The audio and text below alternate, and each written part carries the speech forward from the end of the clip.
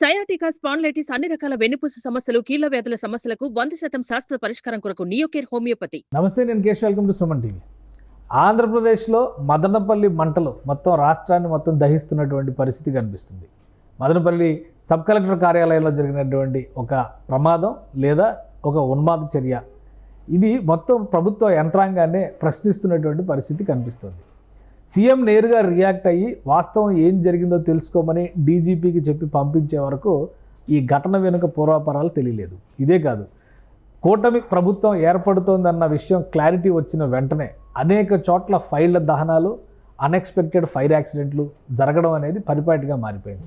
గత 50 రోజుల్లో ఏపీలో జరిగినటువంటి ఇలాంటి ఇన్సిడెంట్స్ గత ప్రభుత్వం చేసినటువంటి తప్పిదాలని కప్పిపుచ్చే క్రమంలో జరుగుతున్న చర్యలే అనేటువంటి ఆరోపణలు కూడా బలంగా వినిపిస్తున్నాయి. మదనపల్లిలో అసలు ఏం జరిగింది, ఈ ఘటన వెనుక ఉన్నటువంటి పూర్వాపరాలు ఏంటి, విశ్లేషించేటువంటి ప్రయత్నం చేద్దాం. మనతో పాటు అనలిస్ట్ చంద్ర శ్రీనివాస్ గారు. చంద్ర శ్రీనివాస్ గారు, నమస్కారం. నమస్కారం. మదనపల్లిలో జరిగినటువంటి ఇన్సిడెంట్, సీఎం రియాక్ట్ అయ్యి డీజీపీని ఇమ్మీడియట్గా అక్కడికి హెలికాప్టర్లో వెళ్ళి పరిశీలించమని చెప్పే వరకు కూడా అదొక ప్రమాద ఘటనగానే చూశారు అందరూ. కానీ మధ్యాహ్నానికి ఒక క్లారిటీ వచ్చింది. ఫైళ్ల దహనం జరిగింది, గుట్టగా పోసి తగలబెట్టారు. ఈ తగలబెట్టినటువంటి క్రమంలో సీసీ కెమెరాలు కూడా కాలిపోయినాయి అనేటువంటి మాట ఇప్పుడు బయటకు వస్తుంది.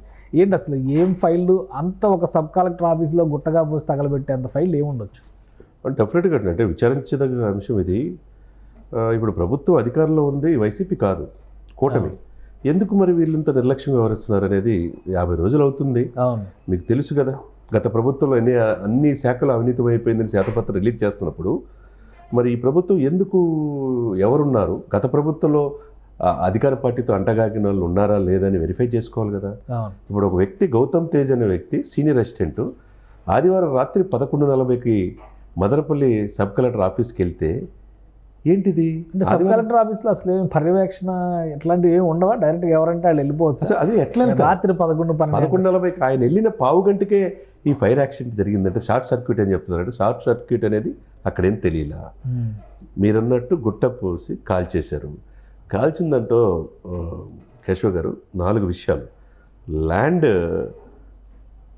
ఇది ఉంది కదా, మామూలుగా ల్యాండ్ అగ్రిడే మొన్న యాక్ట్ వచ్చింది కదండి ఒకటి, ల్యాండ్ టైటిలింగ్ యాక్ట్, దానికి సంబంధించిన ఫైల్ ఒకటి. రెండోది పట్టాదారు పాస్ పుస్తకాలు, తర్వాత 3 ఎన్ఓసి ఇస్తారు, no objection certificate, 4 revenue records. చాలా కీలకమైన 4 విభాగాల ఫైల్ తగలబెట్టేశారు ఇక్కడ. ఈయన ముఖ్య అనుచరుడు పెద్దిరెడ్డి గారికి. ఇప్పుడు సాక్షాత్ రెవెన్యూ శాఖ మంత్రే దీంట్లో స్పందించి 1000 కోట్ల అవినీతి, 600 ఎకరాలు ఆయన ఆక్రమించేసుకున్నారు, 1000 కోట్ల రూపాయలు ప్రభుత్వ భూముల్ని ఇచ్చేసాడని ఆరోపించిన తర్వాతే ఈ యొక్క ఫైల్ తగలబడిపోయినాయని రెవెన్యూ మంత్రి చెప్తున్నాడు. ఇక సాక్షాత్తు ముఖ్యమంత్రి స్పందించేదాకా అక్కడ కలెక్టర్లు ఏం చేస్తున్నారు, ఐపీఎస్ ఆఫీసర్, పోలీస్ యంత్రాంగం ఏం చేస్తుంది? అసలు జిల్లా యంత్రాంగం పైన కానీ అధికార యంత్రాంగం పైన కానీ ప్రభుత్వం మారిన వెంటనే, ఇప్పుడు 2019 ఎలక్షన్స్ అయిన వెంటనే 35 రోజులు రిజల్ట్ రావడానికి 35 రోజులు సమయం ఉంది దగ్గర. రిజల్ట్ వచ్చిన వెంటనే ప్రభుత్వం ఉన్న వ్యవస్థలన్నింటినీ తన నియంత్రణలోకి తీసేసుకుంది అనేటువంటి అభిప్రాయం అప్పట్లో వచ్చింది. ఇప్పుడు ఎందుకని కొన్ని చోట్ల ఫైల్స్ పట్టుకెళ్ళిపోయి ఎక్కడో తగలబెట్టేసి దొరికిపోయారు, కొన్ని చోట్ల ఏమో ఫైల్స్ ఎత్తుకెళ్తూ దొరికిపోయినటువంటి వెహికల్స్ చూసాము. ఇప్పుడు ఏకంగా ఆఫీస్లోనే గుట్టపోసి తగలెట్టడం ఏంటి? అదే దారుణమైన విషయం. ఇది ప్రభుత్వం నిమ్మకు నీరెత్తినట్టుగా ఉందని అనిపిస్తుంది, కానీ మనం వాస్తవాల దగ్గరగా ఉండాలి. ప్రభుత్వం మీకు మ్యాండేటరీ ఇచ్చింది, 124 సీట్లు ఇచ్చింది, 21 మంది ఎంపీలు ఇచ్చింది, మంచి పరిపాలన అందిస్తారని. గత ప్రభుత్వంలో అస్తవ్యస్తమైన ఆర్థికపరమైన ఇది అవినీతిని బయట ప్రపంచానికి తెలియజేయాలని. మరి ఇటువంటి సమయంలో అధికారం కోల్పోయి ప్రధాన ప్రతిపక్ష హోదా కూడా కోల్పోయిన వాళ్ళు ఆ మాజీ మంత్రులకు అనుచరులు వెళ్ళి తగలబెడతంటే మీరు ఏం చేస్తున్నట్టు? ముఖ్యమంత్రి గారు మీరు అన్నట్టు డీజీపీ గారిని, తర్వాత సిఐడి ఐజీని ప్రత్యేకంగా హెలికాప్టర్లు అక్కడ పంపించారంటే అదే తెలుసు కదా. మదనపల్లి అక్కడ చిత్తూరులో ఏం జరుగుతుందో ఒకప్పుడు పెద్దిరెడ్డి వీళ్ళంతా చంద్రబాబు నాయుడు గారి మీద దాడి చేసిన మాట వాస్తవం కాదా? డాగ్ స్క్వాడ్, క్లోజ్ టీమ్ అన్నీ ఎంటర్ అయినాయి ఇక్కడ. ఇది ప్రీ ప్లాన్ స్కెచ్ అండి. ఓకే, గత ప్రభుత్వంలో ఉన్న ఇవన్నీ కూడా ఈ ల్యాండ్ అక్రిడేషన్ కావచ్చు, ఎన్ఓసి కావచ్చు, రెవెన్యూ ఫైల్స్ కావచ్చు, ఇవన్నిటిలో కూడా వైసీపీ అనేక రకాల అవినీతి పాడుపడింది అనేది తెలుసు. ఈ ఎక్కడ బయటపడతాయి అన్న ఉద్దేశంతో అవన్నీ తగలబెట్టాల్సిన అవసరం ఎవరికైనా ఉందా? ఇప్పుడు సాక్ష్యాలు తగలబడిపోయినాయి కాబట్టి చర్యలు ఏముంటాయి? ఎందుకంటే ఇప్పుడు 2 ఆరోపణలు చేస్తారు అధికార పార్టీ వైపు నుంచి 2 నాయకులు చేసినటువంటి ఏంటంటే పెద్దిరెడ్డి ద్వారకానాథ్ రెడ్డి గారు దానిలో కీలకమైనటువంటి పాత్రధారి. పెద్దిరెడ్డి రామచంద్రారెడ్డి గారికి సంబంధించినటువంటి భూముల పత్రాలు ఇవన్నీ కూడా అందులో ఉన్నాయి కాబట్టి రికార్డ్స్ తారుమారు చేసే పరిస్థితి ఇప్పుడు లేదు కాబట్టి తగలబెట్టేశారు అన్న. సో ఇలా జరిగినప్పుడు ఇప్పుడు సాక్ష్యాలన్నీ కనుమరుగైపోయినటువంటి పరిస్థితి కనిపిస్తుంది కదా. ఏముండదండి, ఇప్పుడు ఈ ఆన్లైన్లో ఎక్కించుంటారు కదా, రిజిస్టర్ కార్యాలయాలు ఉంటాయి కదా. ఇప్పుడు ఈయన 600 ఎకరాలు ప్రభుత్వ భూములు స్వాధీనం చేసుకున్నారు, రిజిస్టర్ ఆఫీస్లో ఉంటాయి కదా. ఇక్కడ రెవెన్యూ రికార్డులో, ఇక్కడ రెవెన్యూ ఆఫీసులో, సబ్ కలెక్టర్ ఆఫీస్లో తగలబడినంత మాత్రాన ఉంటాయని నమ్మొచ్చా? అక్కడ నమ్మొచ్చు, నమ్మొచ్చు. ఇక్కడ తప్పకుండా. ధైర్యంగా తగలబెట్టారంటే ఈ అవన్నీ ఏంటంటే ఒక ల్యాండ్ని ఇచ్చేసుకున్నా, బిరామీలు చేసుకున్నా అండి, ఎవరి పేరు మీద ఎంత అయింది, ఎక్కడ అయింది, దాని సరిహద్దులు ఉత్తరం, దక్షిణం, తూర్పు, పడమర అన్నీ ఉంటాయి. కంపల్సరీగా రిజిస్టర్ ఆఫీసర్ ఈ దొరికితే ట్రేస్ అవుట్ చేయొచ్చు. పెద్ద ఇదేం లేదు. ప్రభుత్వం కాన్సన్ట్రేషన్ చేయటం, ఇక్కడ ప్రభుత్వం నిమ్మక నీరెత్తున్నట్టుగా వ్యవహరించకూడదు. గత ప్రభుత్వంలో జరిగిన అవినీతిని మీకు తెలుసు. సాక్షాత్తు పెద్దిరెడ్డి మీద ఇదే కాకుండా, ఈ భూములకు సంబంధించింది కాకుండా అనేక రకమైన శాండ్ కావచ్చు, మైనింగ్ కావచ్చు, చివరికి రెడ్ శాండిల్స్ కూడా నేపాల్ సరిహద్దును దొరికిన వెహికల్స్ అన్నీ కూడా పెద్దిరెడ్డి మిథున్ రెడ్డి, పెద్దిరెడ్డి రామచంద్రారెడ్డి తెలిసినప్పుడు వాళ్ళ మీద పూర్తి స్థాయి నిఘా పెట్టాలి. వాళ్ళు అత్యంత సన్నిహితులు మాజీ ముఖ్యమంత్రి జగన్మోహన్ రెడ్డి గారికి. ఇప్పుడు ఈ ఫైల్స్ తగలబడిపోతే ఆంధ్రప్రదేశ్ ప్రజలకి ఏ విధమైన సంకేతాలు ఇస్తున్నాం? ఇప్పుడు ప్రభుత్వ అధికారంలో ఉంది ఎవరు? మీ చేతిలో అసలు అధికార వ్యవస్థలో ఈ ప్రభుత్వ పాలక వర్గాల కంట్రోల్లోకి రాలేదా, లేదా కింది స్థాయి సిబ్బంది ఏం తలుచుకున్నా చేసేయచ్చా?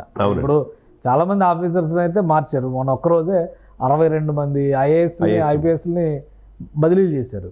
సో ఆల్మోస్ట్ ఒక 10 రోజుల నుంచి చూస్తే కనుక చాలా బదిలీలు జరిగినాయి. అయినా కానీ ఇంకా యంత్రాంగం ఇంకా కంట్రోల్లోకి వచ్చినట్టుగా కనిపించడం లేదు. ఇలాంటి ఘటనలు చూసినప్పుడు అనుకోవచ్చా? డెఫినెట్గా అంతే కదండి. పూర్తి స్థాయి వీళ్ళ చేతులు రాలేదని అనిపిస్తుంది. ఇలా ఉంటే ప్రజలు ఇది హర్షించరు. ఎందుకంటే స్టార్టింగ్లోనే మీరు కంట్రోల్ 2 నెలలు కూడా కాకముందే మీ చేతిలో కంట్రోల్ తీసుకోకపోతే ఎలా ప్రజలకు ఇలా ఎటువంటి సంకేతాలు అందిస్తారు? ఎంతో బాధ్యతతో మీకు అప్పచెప్పినప్పుడు ఇటువంటి ఉన్మాద చర్యలకి, మీరు అన్నట్టు ఈ ఉన్మాద చర్యలకి పాల్పడే వాళ్ళని కఠినంగా శిక్షించాలి.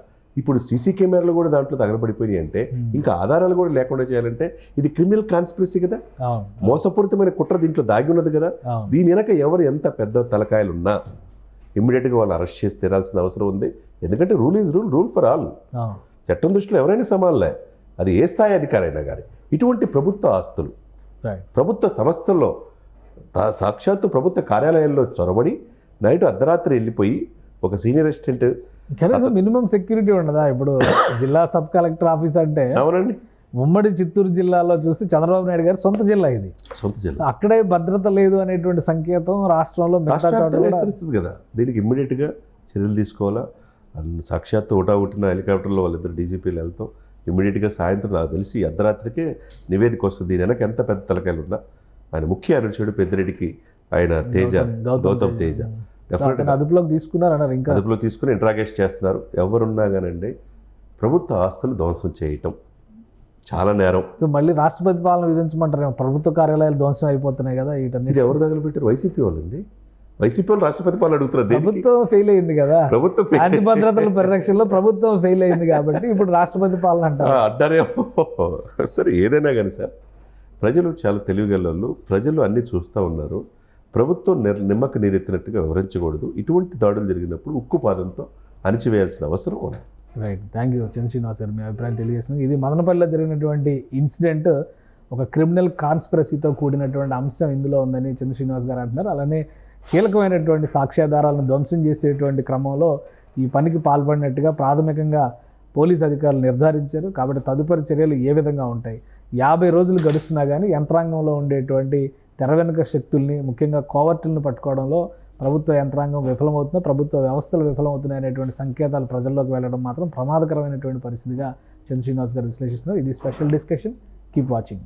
సుమన్ టీవీలో మీ పర్సనల్ అండ్ బిజినెస్ ప్రమోషన్స్ కోసం కింది నెంబర్కి కాంటాక్ట్ చేయండి.